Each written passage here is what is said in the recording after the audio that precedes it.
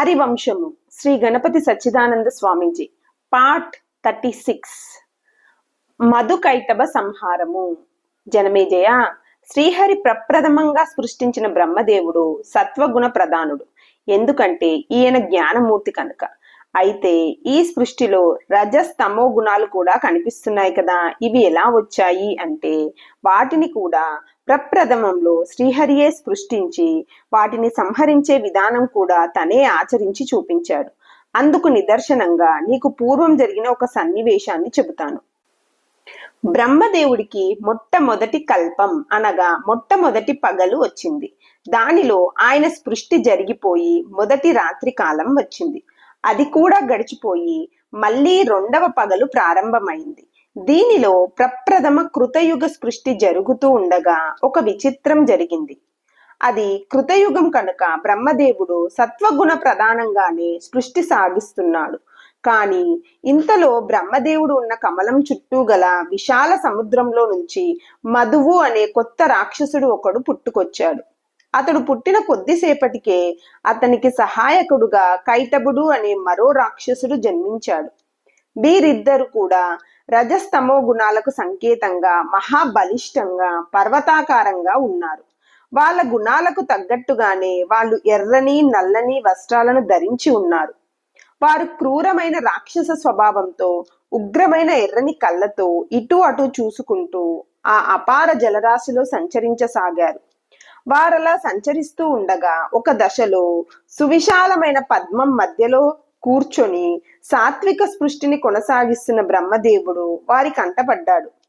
బ్రహ్మదేవుణ్ణి చూసేసరికి మధుకైటభులు ఇద్దరికి ఏ కారణం లేకుండానే తీవ్రమైన వైరభావం పుట్టేసింది.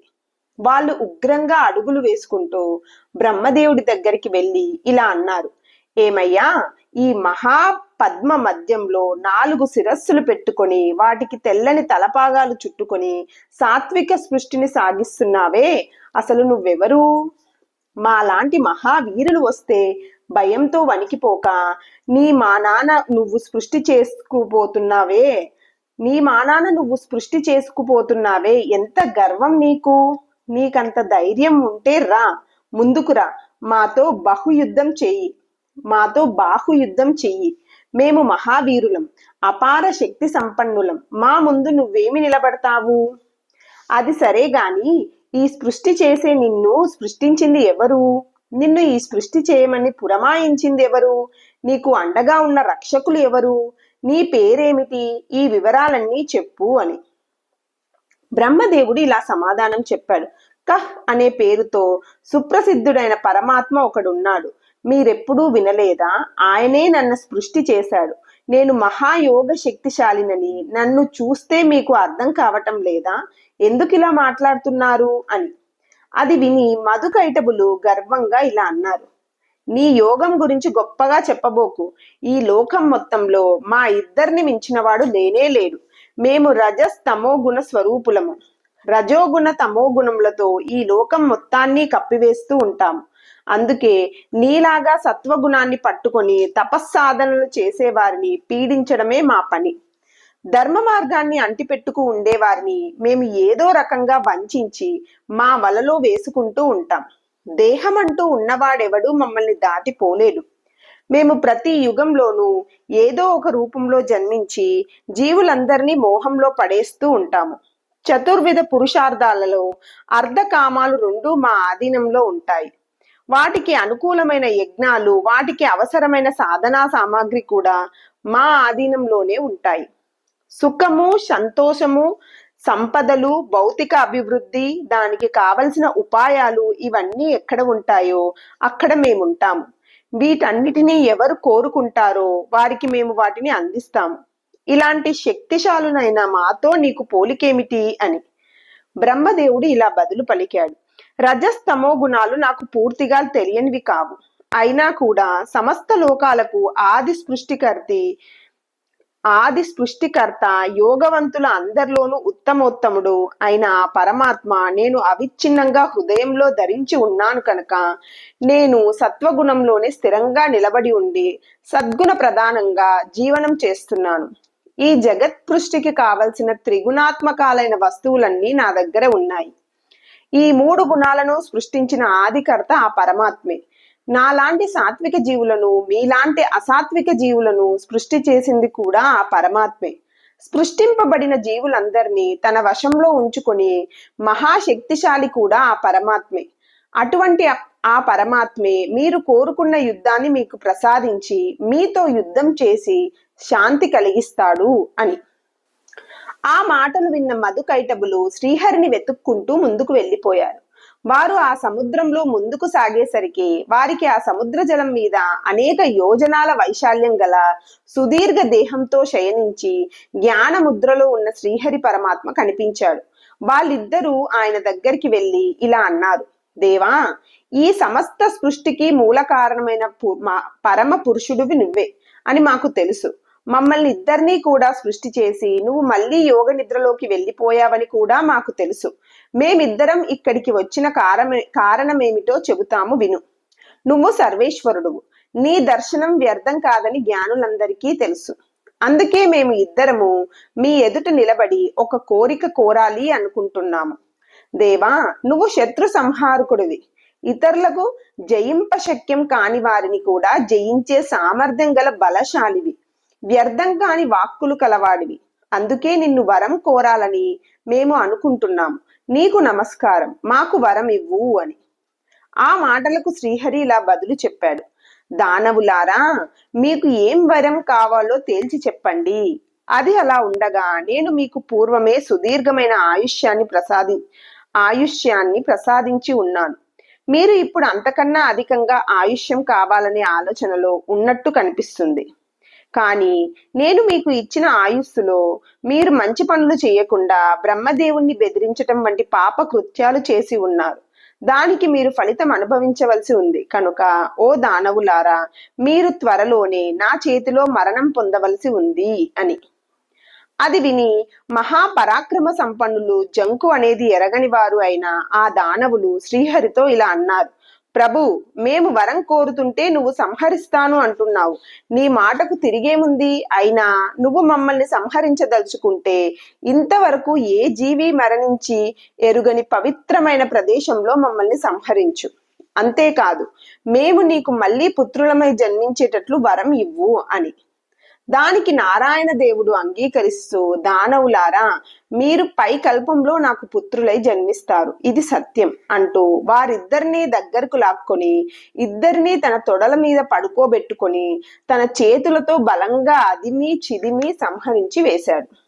ఈ విధంగా బ్రహ్మదేవుడి సృష్టి ప్రణాళికకు ఏర్పడిన అనుహిత విఘ్నాన్ని నారాయణ దేవుడు సునాయాసంగా తొలగించి బ్రహ్మదేవుడి సృష్టి ప్రక్రియకు మళ్ళీ ఊపిరి అందించాడు. సృష్టి విస్తరణ.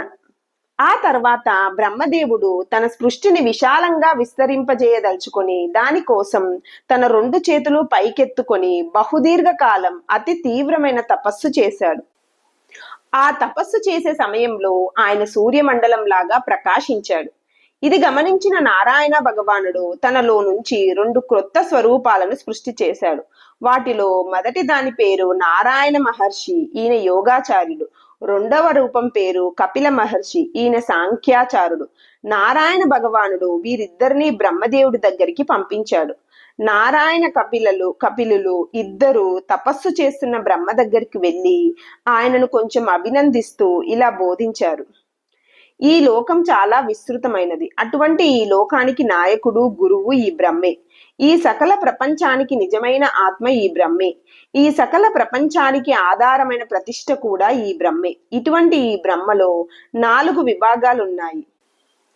అవే, 1 విశ్వడు అనగా జాగ్రత్త అవస్థాభిమాని అనగా జాగ్రత్త అవస్థలో నేను అని భావించే జీవి. 2 తైజసుడు అనగా స్వప్న అవస్థాభిమాని అనగా స్వప్నావస్థలో నేను అని భావించే జీవి.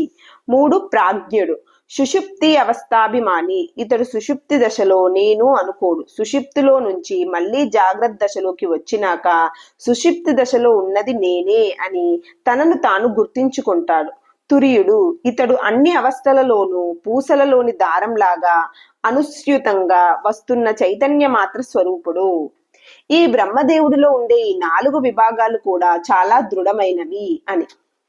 బ్రహ్మదేవుడు పవిత్రమైన బుద్ధి కలవాడు కనుక ఈ మాత్రం తత్వబోధ వినేసరికి పరమార్థ తత్వం ఆయనకి విస్పష్టమైపోయింది.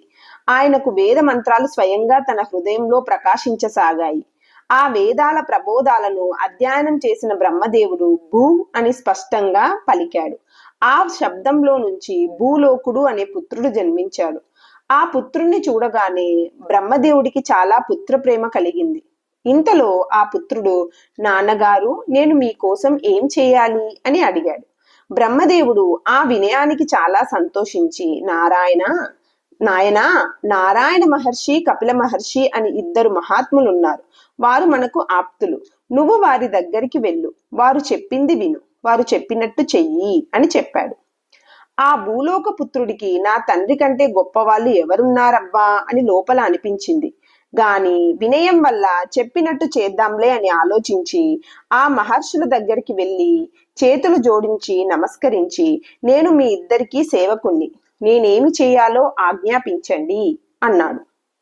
ఆ మహర్షులు భూలోక పుత్రుడికి ఇలా బోధించారు. నాయనా, నిజానికి జీవి యొక్క అసలైన స్వరూపం పరమాత్మయే. త్రికాల సత్యమై వినాశరహితమై శాశ్వతంగా ఉండే పదార్థం పేరే పరమాత్మ.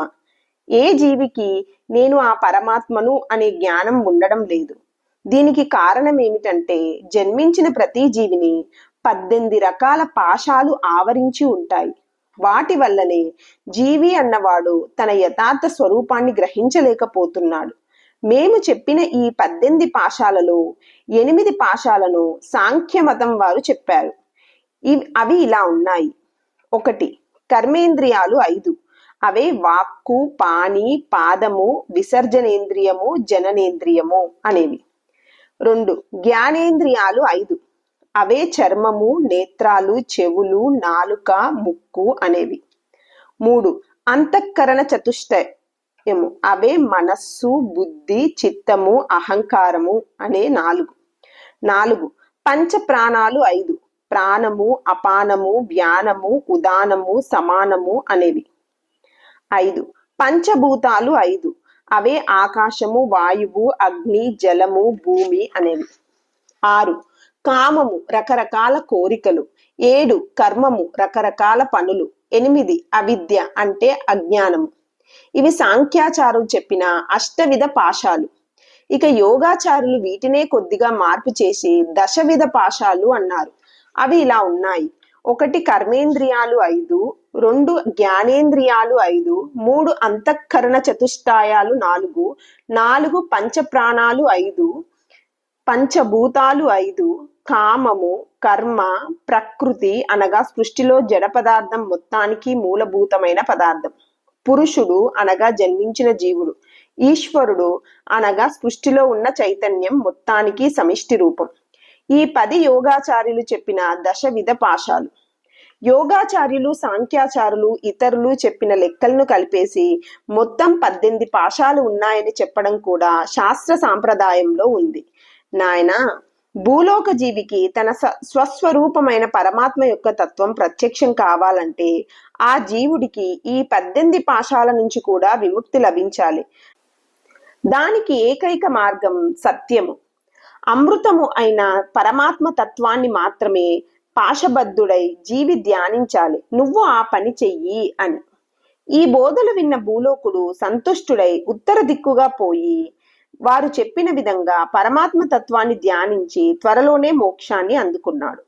ఇది గమనించిన బ్రహ్మదేవుడు ఒక ప్రక్క సంతోషించిన, మరొక ప్రక్క తన పుత్రుడు తనకు సృష్టి క్రియలో సహాయకరి కాకపోయాడు కదా అని కొంచెం బాధపడుతూ ఈ మాట మళ్ళీ వేద మంత్రాలను పరిశీలించి భువః అని పలికాడు. ఈ శబ్దంలో నుంచి భువర్లోకుడు అనే పుత్రుడు జన్మించాడు. ఇతను కూడా తండ్రికి నమస్కరించి నేనేమి చేయాలి అని వినయంగా అడిగాడు. బ్రహ్మదేవుడు ఇతడిని కూడా నారాయణ, కపిల మహర్షుల దగ్గరికే పంపించాడు. వారు ఇతడికి కూడా తత్వబోధ చేశారు. భువర్లోక పుత్రుడు కూడా అదే మార్గంలో తత్వ సాధన చేసి మోక్షం అందుకున్నాడు. ఈ మాట బ్రహ్మదేవుడు భూర్భువ అని పలికాడు. ఆ శబ్దంలో నుంచి 3వ పుత్రుడు జన్మించాడు. ఇతడు కూడా నారాయణ, కపిల మహర్షులనే ఆశ్రయించి తను మోక్షం అందుకున్నాడు. ఈ విధంగా జీవన్ముక్తులైన ఆ ముగ్గురు బ్రహ్మపుత్రులను తీసుకొని నారాయణ కపిల మహర్షులు నారాయణ భగవానుడి దగ్గరికి వెళ్ళిపోయారు. ఇది గమనించిన బ్రహ్మదేవుడు తన సృష్టి విస్తరణకు విఘ్నం కలిగిందని చింతించి ఈ మాట మరింత తీవ్రమైన దీక్షతో మరింత ఘోరమైన తపస్సును మరింత సుదీర్ఘంగా చేశాడు. ఇలా ఒంటరిగా తపస్సు చేయగా బ్రహ్మదేవుడికి ఆ ఒంటరితనాన్ని భరించడం కష్టమైపోయింది. అందువల్ల ఆయన మళ్ళీ వేద మంత్రాలను పరిశీలించి తన శరీరాన్ని 2 భాగాలు చేసి అందులో ఒక భాగం నుంచి తనకు భార్యగా ఉండదగిన పవిత్రురాలు సమర్థురాలు అయిన స్త్రీని సృష్టి చేశాడు.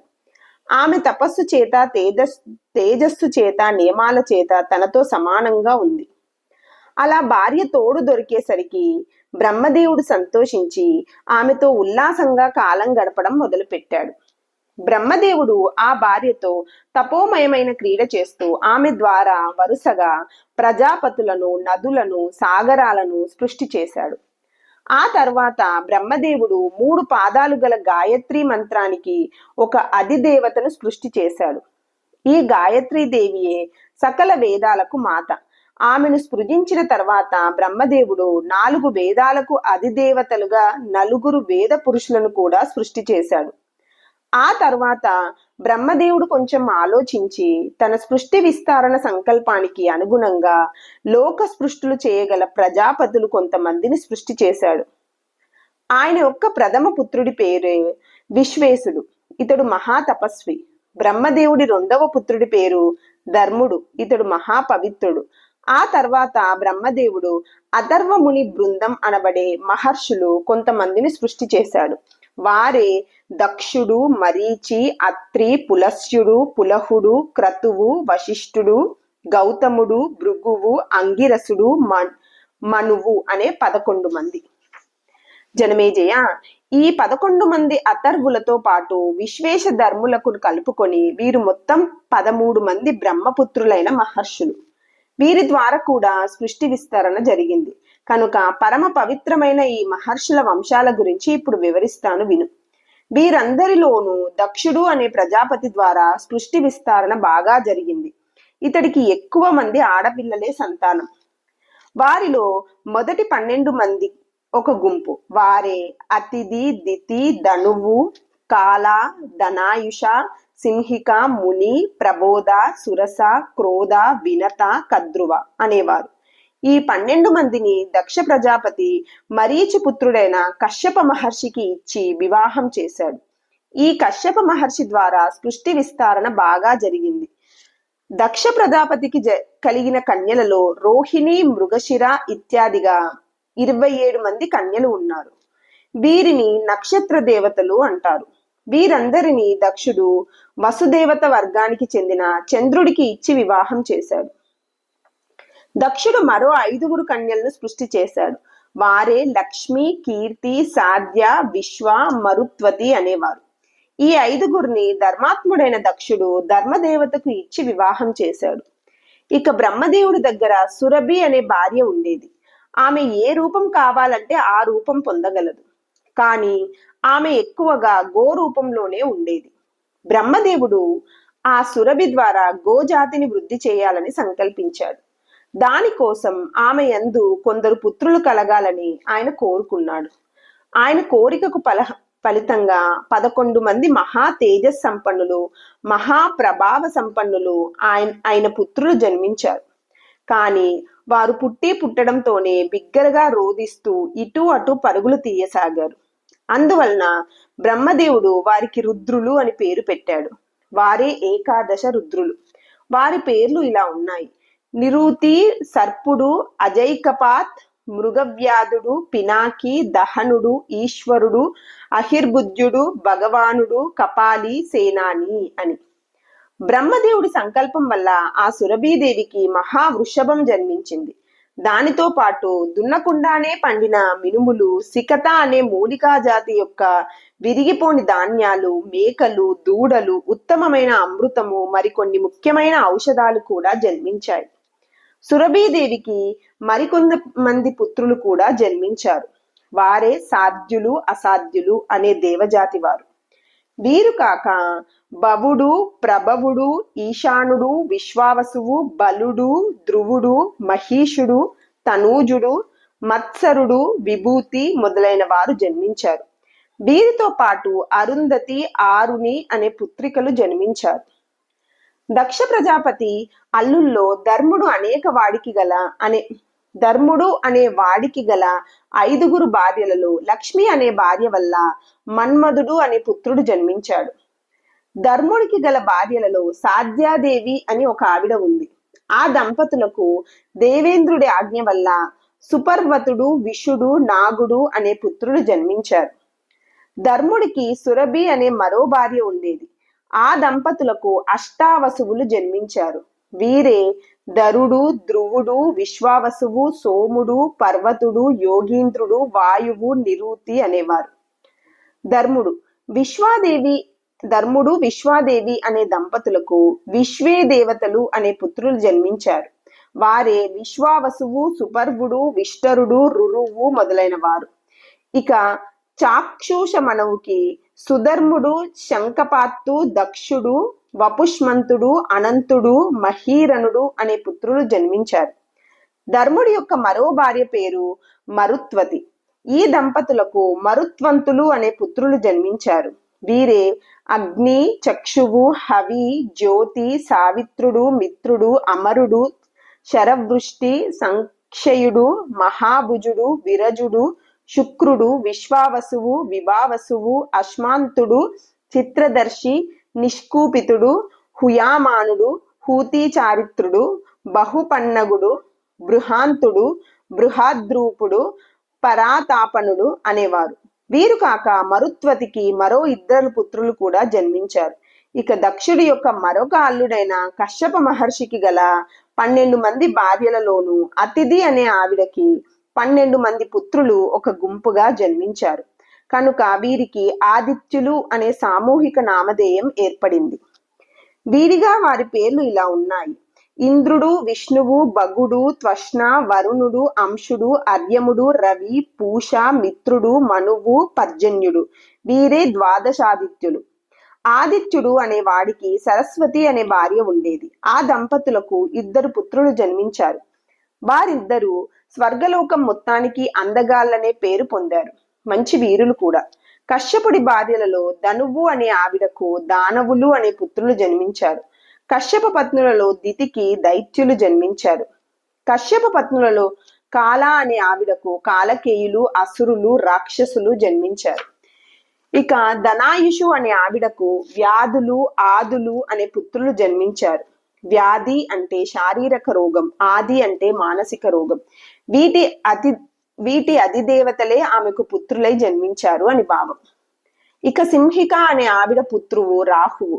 మరో భార్య ముని అనే ఆవిడకు గంధర్వులు పుత్రులుగా జన్మించారు. ప్రబోధ అనే ఆవిడ వల్ల అప్సరసలు జన్మించారు. సురస అనే ఆవిడ వల్ల సర్పాలు జన్మించాయి. క్రోధ అనే ఆవిడ వల్ల భూతాలు, పిశాచాలు జన్మించాయి. వీరే కాక 4 పాదాల జంతువులన్నీ ఆమెకే జన్మించాయి.